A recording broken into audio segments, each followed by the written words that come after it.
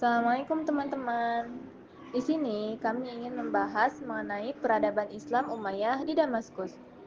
Latar belakang Dinasti Umayyah. Daulah Umayyah adalah kekhalifahan pertama setelah periode Khulafaur Rasyidin yang berdiri pada tahun 661 Masehi setelah berakhirnya Perang Siffin dan terbunuhnya Khalifah Ali bin Abi Thalib. Dilatar belakangi oleh peristiwa Am al-Jamaah, ditandai penyerahan kekuasaan khalifah dari tangan Hasan bin Ali kepada Muawiyah bin Abu Sufyan. Pusat pemerintahan Daulah Umayyah terletak di Damaskus, Suriah. Pemindahan pusat pemerintahan ke Damaskus menjadi titik awal dari perubahan besar dalam sejarah Islam. Pemilihan Damaskus sebagai ibu kota bukan hanya karena lokasinya yang strategis, tetapi juga karena infrastruktur yang telah dibangun oleh pemerintah Bizantium.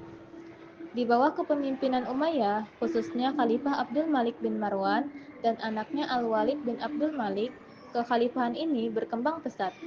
Umayyah memerintah wilayah yang luas, mencakup wilayah Timur Tengah, Afrika Utara, Spanyol, Andalusia, dan sebagian besar Asia Tengah. Struktur pemerintahan dan militer. A. Sistem pemerintahan. Pemerintahan Umayyah memperkenalkan sistem monarki atau monarki hereditaris yang digerakkan oleh khalifah yang memiliki kekuasaan absolut. Para gubernur yang ditunjuk langsung oleh khalifah mengelola wilayah-wilayah taklukan. Pada masa pemerintahan Umayyah, pajak yang efektif dipungut dari wilayah yang luas, dan sistem administrasi yang efisien diperkenalkan untuk memudahkan pengelolaan wilayah. B. Militer yang kuat. Muawiyah memodernisasi pasukan dengan sistem yang sangat terorganisir. Tentara Suriah menjadi pasukan inti yang terlatih dan disiplin. Pasukan ini digunakan untuk menaklukkan wilayah baru dan mengalahkan musuh-musuh besar seperti Bizantium. Organisasi militer Umayyah yang mengutamakan loyalitas dan strategi efektif memainkan peran penting dalam keberhasilan mereka. Khalifah-khalifah dinasti Umayyah.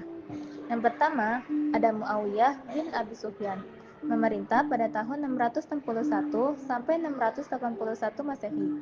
Yang kedua, ada Yazid bin Muawiyah, memerintah pada tahun 681 sampai 683 Masehi. Yang ketiga, ada Muawiyah bin Yazid, memerintah pada tahun 683 sampai 684 Masehi. Yang keempat, ada Marwan bin Al-Hakam, memerintah pada tahun 684 sampai 685 Masehi. Yang kelima, ada Abdul Malik bin Marwan, memerintah pada tahun 685 sampai 705 Masehi. Yang keenam, ada Al-Walid bin Abdul Malik, memerintah pada tahun 705 sampai 715 Masehi. Yang ketujuh, ada Sulaiman bin Abdul Malik, memerintah pada tahun 715 sampai 717 Masehi. Yang kedelapan, ada Umar bin Abdul Aziz, memerintah pada tahun 717 sampai 720 Masehi. Yang kesembilan, ada Yazid bin Abdul Malik, memerintah pada tahun 720 sampai 724 Masehi. Yang ke-10 ada Hisham bin Abdul Malik, memerintah pada tahun 724 sampai 743 Masehi. Yang ke-11 ada Walid bin Yazid, memerintah pada tahun 743 sampai 744 Masehi. Yang ke-12 ada Yazid bin Al-Walid atau biasa disebut dengan Yazid II, memerintah pada tahun 744 Masehi. Yang ke-13 ada Ibrahim bin Malik, memerintah pada tahun 744 Masehi. Dan yang terakhir ada Marwan bin Muhammad, memerintah pada tahun 745 sampai 750 Masehi. Kejayaan dan ekspansi wilayah. Di bawah dinasti Umayyah, wilayah Islam mengalami ekspansi besar-besaran, meluas dari Spanyol di barat hingga India di timur. Keberhasilan ini tidak terlepas dari strategi militer yang cemerlang dan kepemimpinan Muawiyah. A. Ekspansi ke barat. Penaklukan Spanyol Al-Andalusia dimulai pada tahun 711 Masehi di sebuah kepemimpinan Jenderal Tariq bin Ziyad. Spanyol kemudian berkembang menjadi pusat peradaban Islam yang maju dengan kontribusi besar dalam ilmu pengetahuan, arsitektur, dan seni. B. Ekspansi ke timur. Wilayah Islam meluas hingga perbatasan Tiongkok dan Asia Tengah. Jalur perdagangan penting seperti jalur Sutra berada di bawah kendali Daulah Umayyah yang berkontribusi pada peningkatan ekonomi dan pengaruh kekhalifahan. C. Konsolidasi kekuasaan. Menaklukkan atas wilayah Bizantium menghasilkan penguasaan atas kota-kota penting seperti Antioquia dan Alexandria. Kota-kota ini menjadi pusat ekonomi, kebudayaan, dan memperkuat kekhalifahan secara keseluruhan. Perekonomian pada masa Umayyah tumbuh pesat berkat kekayaan yang diperoleh dari wilayah-wilayah taklukan. Jalur perdagangan yang menghubungkan Spanyol, Afrika Utara, Timur Tengah, dan Asia Tengah memperkuat posisi ekonomi dunia Islam.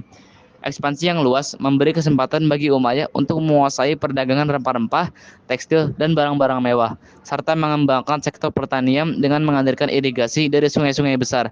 Selain itu, penggunaan tenaga kerja budak yang dibawa dari wilayah taklukan mempermudah pengelolaan sektor pertanian dan industri. Perekonomian ini juga didukung oleh pajak yang dipungut dari penduduk non-Islam yang merupakan bagian dari sistem jizyah. Penyebaran Islam dan masyarakat Multikultural. dengan wilayah yang sangat luas, dinasti Umayyah menciptakan masyarakat yang sangat Multikultural. mayoritas penduduk di bawah kekuasaan Umayyah adalah Muslim. Banyak komunitas non-Muslim seperti Kristen, Yahudi, dan Zoroastrian yang tetap ada dan hidup berdampingan. Sistem jizyah diterapkan untuk mereka yang tidak memeluk Islam, yang memberikan kebebasan untuk menjalankan agama mereka. Meskipun dengan pajak yang lebih tinggi, interaksi antara berbagai budaya ini memperkaya warisan budaya Islam. Meskipun kadang terjadi ketegangan sosial akibat perbedaan. Perkembangan ilmu pengetahuan dan kebudayaan. Pada masa dinasti Umayyah, meskipun kekhalifahan lebih berfokus pada ekspansi dan pemerintahan, kebudayaan dan ilmu pengetahuan Islam tetap berkembang. Sastra Arab berkembang dengan pesat dan beberapa tokoh besar muncul pada periode ini. Pertemuan budaya yang terjadi antara Arab dengan Persia dan Bizantium memperkaya kebudayaan Islam dengan pengetahuan baru di bidang astronomi, matematika, dan filsafat. Meskipun zaman ini lebih dikenal dengan ekspansi politik, dasar bagi kebangkitan ilmu pengetahuan di dunia Islam telah dimulai pada masa ini. A. Ilmu sejarah. Karya monumental Kitab Al-Muluk wal Akbar Al-Madi, Kitabul Amsal. B. Ilmu kedokteran. Didirikan Sekolah Tinggi Ilmu Kedokteran, dana khusus bagi penderita kusta. C. Ilmu seni rupa. Seni ukir dan seni pahat, Istana Al-Hamrah. D. Seni bangunan arsitektur. Berdirinya sejumlah bangunan megah, misalnya Masjidil Baitul Maqdis. Krisis internal dan kejatuhan dinasti Umayyah. Dinasti Umayyah mengalami keruntuhan akibat berbagai krisis internal, diantaranya yaitu 1. Ketidakpuasan sosial. Non-Arab atau Mawali merasa diperlakukan tidak adil, terutama dalam pembagian pajak dan hak sosial. Ketegangan juga muncul dari kelompok Syiah yang menolak legitimasi dinasti Umayyah dan mendukung keturunan Ali bin Abi Thalib.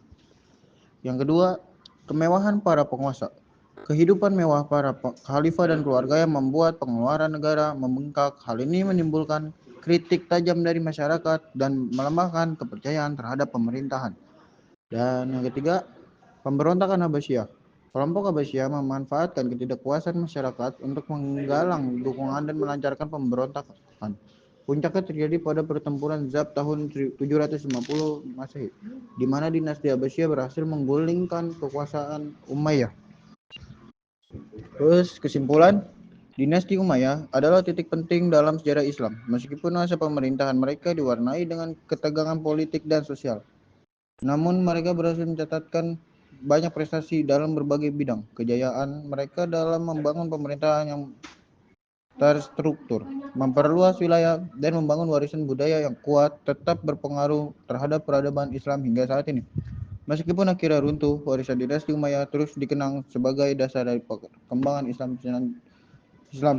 selanjutnya. Terus ini link-linknya, sumber referensinya dari Kompas, Wikipedia, Jurnal UIN, Sumatera Utara, Akademi Edu. Thank you.